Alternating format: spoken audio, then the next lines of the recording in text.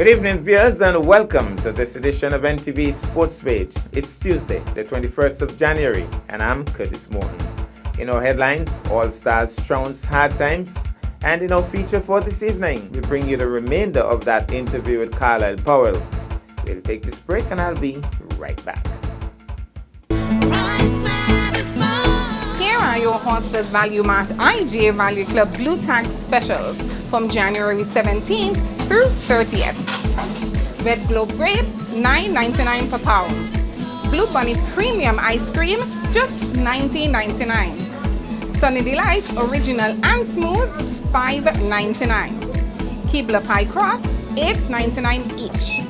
Hefty 1-zip freezer or storage bags, 12 to 35 pounds, $10.99 each. Malto Meal cereals, 26 to 30 ounces, $8.99.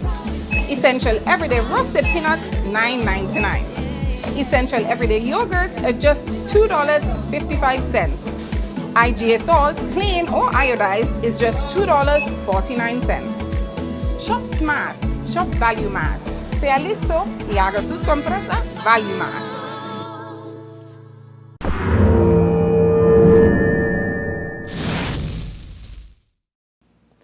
Well, I'm back, and we start with football. Despite the regular inclement weather over the weekend past, action in the local football league continued at the Ita Willett Park on Saturday 18th and Sunday 19th January. On Saturday evening, Stony Grove United got the better of Villa International with a scoreline of 9-1. On Sunday, All Stars came up against Hard Times in a much-anticipated fixture and came out convincing winners with a scoreline of 2 goals. Make that 8-2. Meanwhile, in another much-looked-forward-to clash, Bath United and Youths of the Future tied in a 1-all thriller. Now to cricket. After losing to Guyana in their previous encounter, the Leewards also folded to Trinidad and Tobago in the second round of matches. Summarized scores: Leewards 186 all out, Jamal Hamilton 55, Alzari Joseph 35, Casey Carty 27, Oden Smith 4 for 51, Akil Hussein 2 for 32.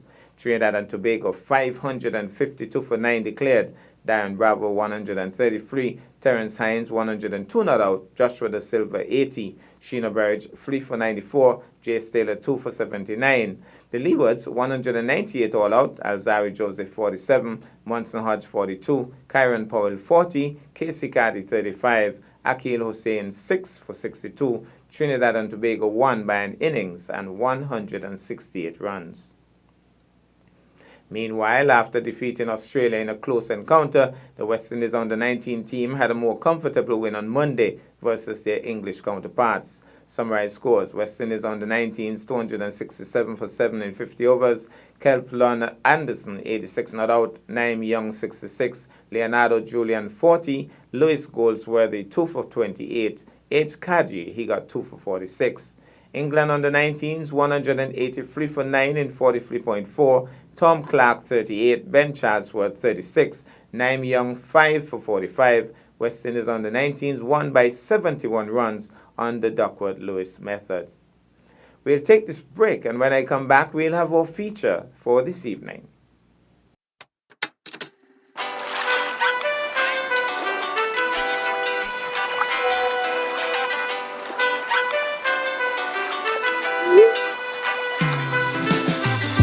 It would have made my day if I could hear from you tonight.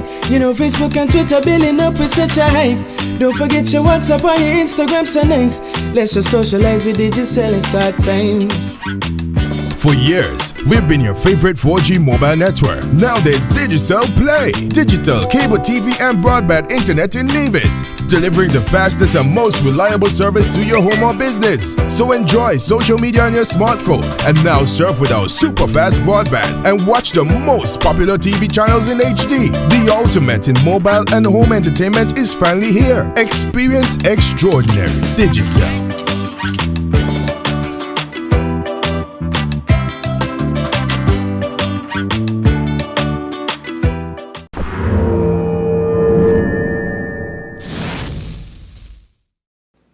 Well, I'm back, and tonight We bring you the remainder of that interview with Carlisle Powell. Not only do we have to play against St. Kitts, but we have to get some of the matches which are played in St. Kitts. Great. They had 20 matches in the Colonial Life 50 over competition in St. Kitts, and Nevis did not get a single one of those matches. That is a travesty of justice. But then, Carlisle, you know the excuse. We don't have the facilities up to standard. What would be your plans for our facilities? The government announced a $15 million plan for the upgrade of the E.T. Willett Park. The first thing that we have to do is to find out what are the requirements to attract those matches. Because, I did commentary at Connery. What is stopping us from developing E.T. Willett Park to the standard in the first instance of Connery, and then superseding the standards of Connery? We cannot be satisfied with just having a warm-up match for the CPL every year. That makes absolutely no sense.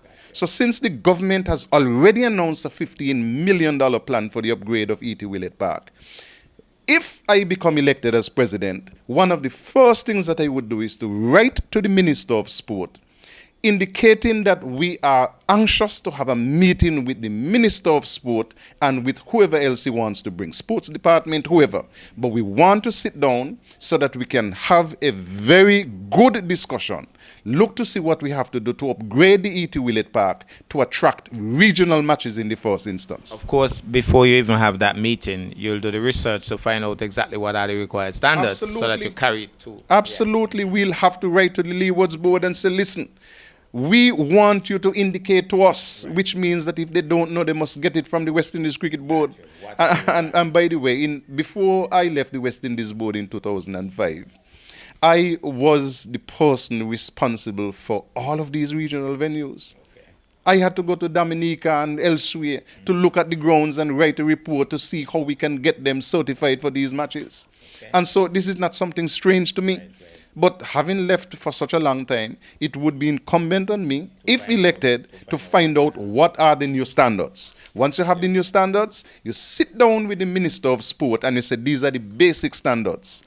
Your desire is for regional matches. That's the same desire that the Nevis Cricket Association has. Let us work together to ensure that our young players at home can see regional matches at home. And again, I say, 20 matches in St. Kitts and 0 in Nevis. That is murder. It's scandalous. That's not good. And in terms of cricket is a very expensive game. It is. So apart from the Nevis Island government and working with the Nevis Island government, sponsors, how do you plan to attract sponsors?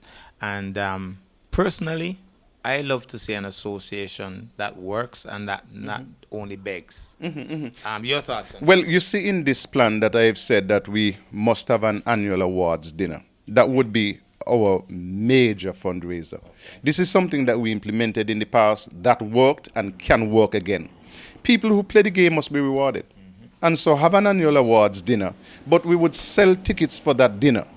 The second thing that we would have to do is to find out from government in that $15 million budget that they have, how much of it is budgeted towards cricket and the support of cricket. Because we would want, most of the grounds in Nevis are owned by the government. We would need basic equipment, covers, rollers, somebody to look after the ground and the pitch, somebody to look after the outfield. We would want that basic support from government. I am told that the current president has indicated that he has sponsorship in place for next year. The sponsorship for this year, the sponsorship is not for Denrick Leibod.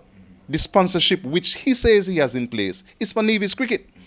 So when he goes, and I hope that he goes, this sponsorship does not go with him. It should be there because it is for Nevis Cricket. So we would have some good discussions with him, find out who are the sponsors, and then again we would have to go back to some old ideas that work. Curtis, I want to encourage people in Nevis who love Nevis Cricket to have a membership card, pay a particular fee, and become a member of the Cricket Association Nevis to support Nevis with your dollars. I want us here in Nevis to go back to basic things like working hard. When you have matches at the park, why not run the bar? Why not, when you have the big finals and so on, have offer little things for sale? Do a commemorative booklet which don't cost you a lot of money and sell it to people so that they can see who our players are, who have achieved what and so on. Go back to sponsors who served us well in the past and promise them value for money. I mean, in the old days, we got sponsorship from National Bank and Social Security and Bank of Nevis and TDC and so on. Why not have amicable discussions with them and say, listen, we are turning a new page. This is what we are thinking about doing for the future. And we want to have you on board to assist us. Okay. Nothing is wrong with that, Curtis. Nice. People like people who work hard. Let's look also at, you keep stressing on proper coaching. If proper coaching is in place, then a scenario like the Jason Campbell scenario should never come up. Absolutely. Because personally, I've batted against Jason Campbell. I've looked at Jason Campbell. I've recorded Jason Campbell. And I never in my wildest dreams, I could call a number of other players who I would have said, Carlisle, they're going to call that one. But never Jason Campbell. But apparently, this 10 overs for 18 runs really piqued some concerns for some people. And all of a sudden, the camera zoomed in on him and he was in the trap. But then, he seemed to have been left in the cold. Where does an association fit in situations like these? Well, first of all, you should catch these things before they happen.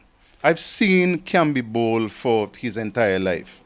I did commentary on the tournament in St. Kitts, and I must tell you that it caught me off guard. I didn't see it. I had called and written to some people and spoken about, I think his merchant from Jamaica, because you could see that clearly. I didn't see Jason Campbell. Proper coaching would pick up something like that. Ought to pick up something like that. And then you correct those things early. We had a couple of youngsters who appeared to be borderline back in the 80s when I did some coaching. And we were able to pull them aside and say, hey, listen, you might not be throwing. I don't want you to concentrate on that. But I want you to make this little adjustment so that we make sure that we're above board. But proper coaching, I mean, Carl Tuckett is an umpire. He's a regional umpire. I wish that he becomes an international umpire. But when he's away and Stuart is away, who coached the youngsters in Nevis? Since those guys, and Stuart was born in 69, so he's going to be, 51 this year. Carly was born in 70, he's going to be 50. Since we produced those coaches, how many younger coaches have we produced? So we need to continue. Grades and levels of coaching that people are not getting to. Exactly. We need to certify those coaches. We need to produce them. We need to make sure that they are available in the system. And I keep saying, Curtis, not only for interprimary, but for cricket and football. Every association, every sport department must dangle an incentive in front of the players. Years ago in Jamaica, I learned that at their girls and boys champs, that the winning school got a certain sum of money. I think in those long ago days was 5,000, but that's like 15 years ago. And if the coach is certified to a particular level, he also gets the same sum of money. If he is not certified, it goes to the school. Okay. I have been saying for a long time that we need to ensure that our coaches are incentivized. We want you to go and get this qualification. If you get it and you win, this is what we'll do for you. If you don't have it and your school wins, the money goes to your school, the incentive goes to your school. I bet you a lot of the coaches would get up and get certified. Got you. But back to the real situation. Where would your association, if you're the leader, get involved with a situation like Jason Campbell? Because he seemed to be languishing. Immediately that he's called, you have to be in touch with the Leewards Cricket Board. And you have to say to them, hey, listen, we need to help Jason Campbell. Now, he's going to have to go to get the videos taken, sent to Loughborough. He has to go through a certain period of readjustment. You have to help in the readjustment. And I'll give you one classic example.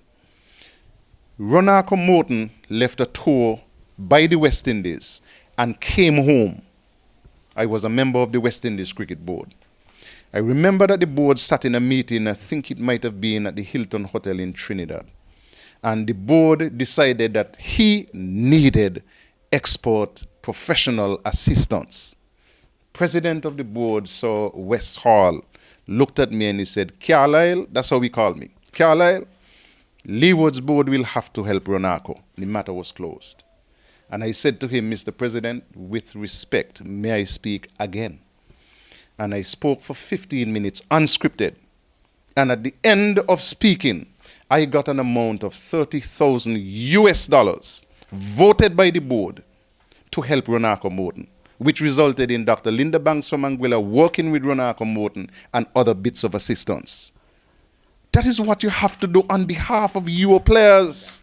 You have to intervene and offer assistance even before the player comes to you. You know, so in a matter like this with Jason Campbell, the Nevis Cricket Association ought to have picked it up the moment they heard that he had been reported. They ought to have been in touch with the Leewards board. And we are so fortunate that the president of the Nevis board is a director of Cricket West Indies.